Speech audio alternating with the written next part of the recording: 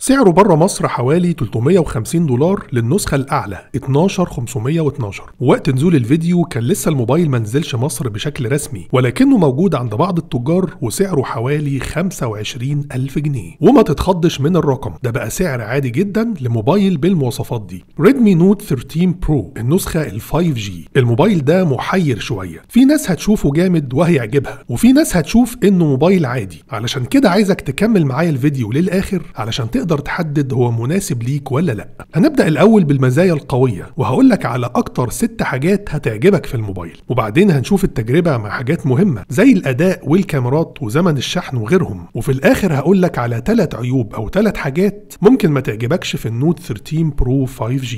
بس كالعادة قبل ما نبدأ عايزك تنزل تعمل لايك لأنه بيفرق كتير في انتشار الفيديو، ولو كنت أول مرة تشوفني اشترك في القناة وفعل الجرس.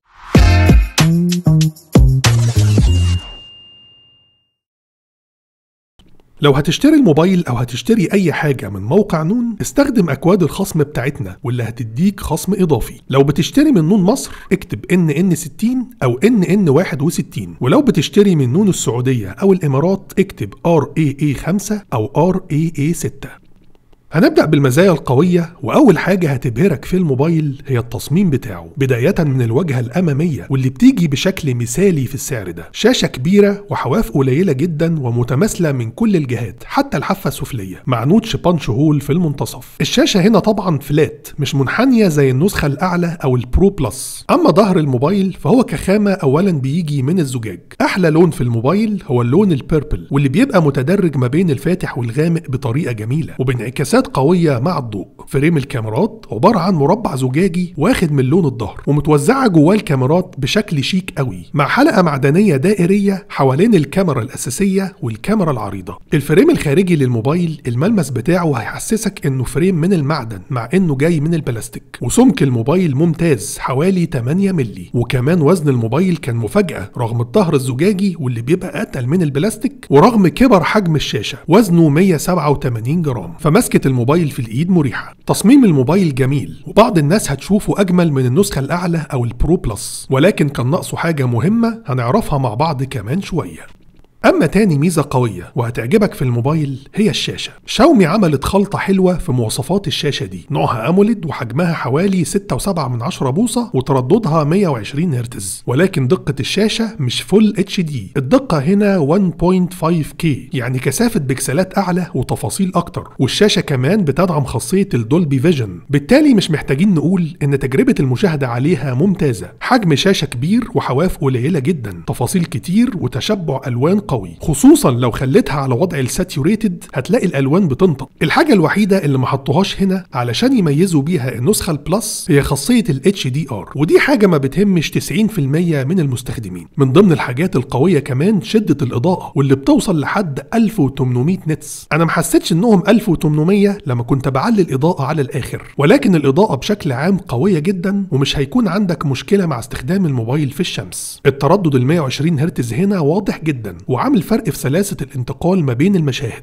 ولكن الجديد هنا ان في وضع بيخليك تقدر تحدد التطبيقات اللي تشتغل مع التردد العالي، ودي حاجة اول مرة اشوفها. وخاصية الاولويز اون ديسبلاي موجودة طبعا في الموبايل. امكانيات الشاشة في النوت 13 برو مع عدم وجود حواف تقريبا من احلى الحاجات في الموبايل. وطالما اتكلمنا عن الشاشة لازم نخلي الميزة الثالثة القوية واللي كانت مفاجأة بالنسبة لي هي البصمة. الموبايل جاي ببصمة في الشاشة، وشاومي في بصمات الشاشة ما كانتش بتقدم افضل اداء من حيث السرعة والاعتمادية، لكن النوت 13 برو الحقيقة حصل فيه تطوير كويس جدا في الجزئية دي، ودي أول مرة أجرب بصمة شاشة في شاومي تكون سريعة ويعتمد عليها بالشكل ده. البصمة من الحاجات اللي هتعجبك في الموبايل. ده غير اوبشن جديد تمت إضافته في السوفت وير، وهو إنك تقدر تقيس معدل ضربات قلبك عن طريق مستشعر البصمة. ولكن مش بس البصمة هي اللي هتعجبك، رابع ميزة قوية فيها مفاجأة تانية من شاومي وهي استهلاك البطارية. اولا حجم البطاريه كبير 5100 ملي امبير، واستهلاكها كان ممتاز الحقيقه. انا ما قدرتش اعرف هي بتدي كام ساعه شاشه مفتوحه، ولكن باستخدام متوسط او ساعات فوق المتوسط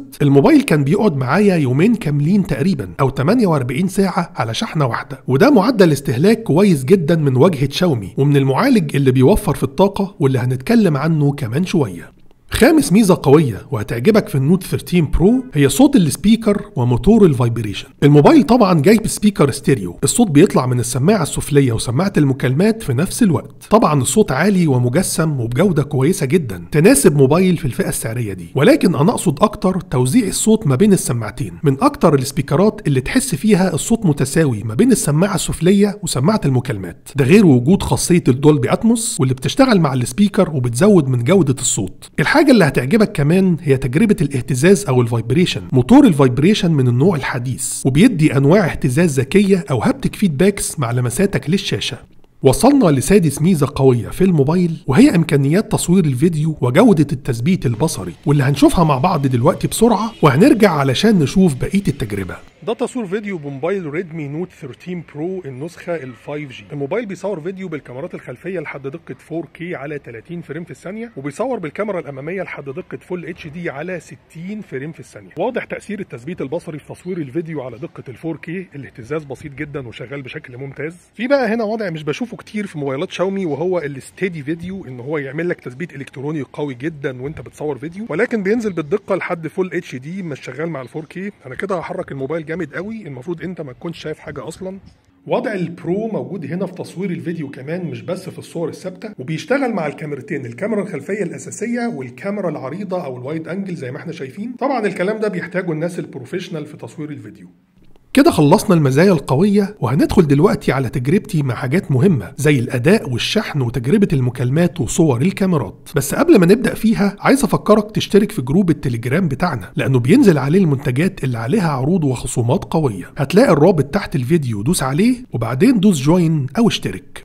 هنبدأ أولا بالمعالج والأداء العام. لتاني سنة على التوالي النسخة البرو من الريدمي ما تقدمش طفرة أو فرق في المعالج عن الموبايلات المنافسة. المعالج هنا هو سناب دراجون 7S الجيل الثاني مع 12 جيجا رام بالنسبة للنسخة اللي معانا. لو عايز تقارنه مع حاجة فهو بينافس سناب 778 جي، وده واضح في تقييم الموبايل على أنتوتو. بس اوعى تفهم من كلامي إن الموبايل بطيء، لا إطلاقا، الموبايل مريح جدا في التصفح وفتح التطبيقات والتنقل ما بينها. مش هيكون عندك معاه أي مشكلة في الاستخدام اليومي، والواجهة هنا سلسة وبقى فيها مزايا جديدة زي مثلا انهم فصلوا التحكم في صوت الاشعارات عن صوت رنة الجرس، ودي حاجة كانت بتزعجني انا شخصيا. اما بخصوص تجربة الجيمز فاللعب على شاشة كبيرة بمواصفات قوية وبدون حواف ومع صوت طالع من سبيكر جامد زي ده، كل ده بيخلي التجربة ممتعة جدا، واداء الالعاب ممتاز ومفهوش اي مشكلة. وبخصوص اعدادات الجرافيك PUBG مثلا بتشتغل على 60 فريم لو نزلت على اقل جرافيك، فبالتالي بالنسبة لجزئية الاداء التجربة مناسبة لموبايل في السعر ده، ولكن مفيش فرق عن معظم الموبايلات المنافسة. كذلك برضو قدرة الشحن واللي هنتكلم عنها دلوقتي. الموبايل بيقدم قدرة شحن موجودة في موبايلات في نفس السعر واقل كمان، 67 واط. قدرة شحن كويسة ومفيش فيها مشكلة، والموبايل بيشحن من 0 لحد 100% في حوالي 40 دقيقة، ودي من الحاجات اللي ميزوا بيها النسخة البرو بلس واللي بتيجي بقدرة شحن 120 واط. نيجي بقى لحاجة مهمة وهي تجربة إجراء المكالمات. أولا شبكة المكالمات كانت شغالة معايا بشكل كويس جدا، والموبايل طبعا بيدعم ال 5G. صوت سماعة المكالمات عالي وواضح، والموبايل كمان فيه مايك للضوضاء واللي بيقلل صوت الدوشة اللي حواليك أثناء المكالمة. ولكن استشعار التقارب في الموبايل شغال سوفت وير، مفيش مستشعر حقيقي. كان شغال معايا بشكل كويس، علشان كده ما حطيناهوش في العيوب، ولكن طبعا وجود مستشعر حقيقي كان هيبقى أفضل. خاصية تسجيل المكالمات موجودة، ولكن بيتم إبلاغ الطرف الثاني لما بتبدأ تسجل المكالمة. بمناسبة الشبكات تعالوا نشوف شبكة الواي فاي. الموبايل شغال بنظام واي فاي 5، أداؤه مستقر وكان بيلقط معايا من على مسافات أبعد من موبايلات تانية بتشتغل برضو بواي فاي 5. قبل بقى ما نشوف صور الكاميرات في كام حاجة سريعة، زي انك هتلاقي في الموبايل مخرج 3.5 ملي وبيطلع صوت عالي وقوي في الهاند فري، وزي ان الموبايل فيه مستشعر الاي ار بتاع شاومي واللي بتستخدم بيه الموبايل كريموت كنترول لأجهزة كتيرة جدا، والموبايل طبعا بيدعم وجود خاصية ال NFC.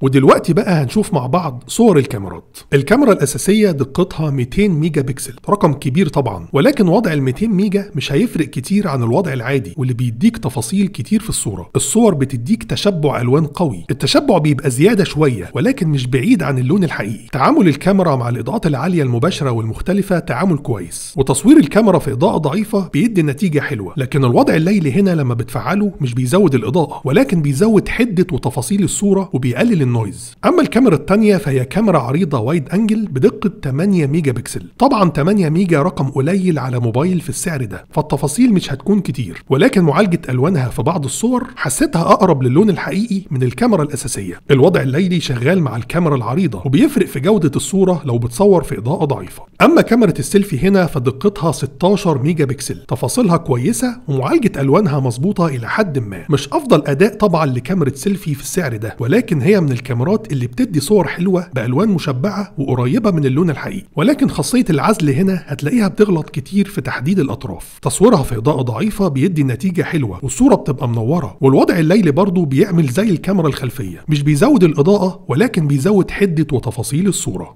كده خلصنا التجربة، ودلوقتي بقى هقولك على 3 عيوب أو 3 حاجات ممكن ما تعجبكش في ريدمي نوت 13 برو 5G.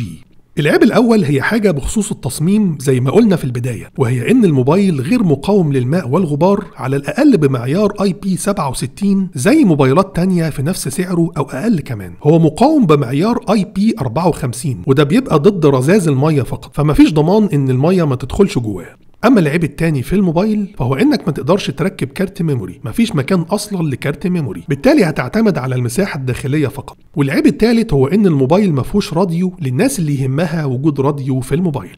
بس كده، دي كانت تجربتنا لريدمي نوت 13 برو النسخة ال 5G. ودلوقتي بقى عايزك تعمل 3 حاجات مهمة جدا. اولا تشترك في القناة وتعمل سبسكرايب علشان توصلك كل فيديوهاتنا. تاني حاجة تستخدم اكواد الخصم بتاعتنا لو هتشتري اي حاجة من موقع نون. وتالت حاجة تشترك في جروب التليجرام وهتلاقي الرابط بتاعه تحت الفيديو. مستني تعليقاتكم واسئلتكم في الكومنتات. اشوفكم ان شاء الله الفيديو الجاي. سلام عليكم.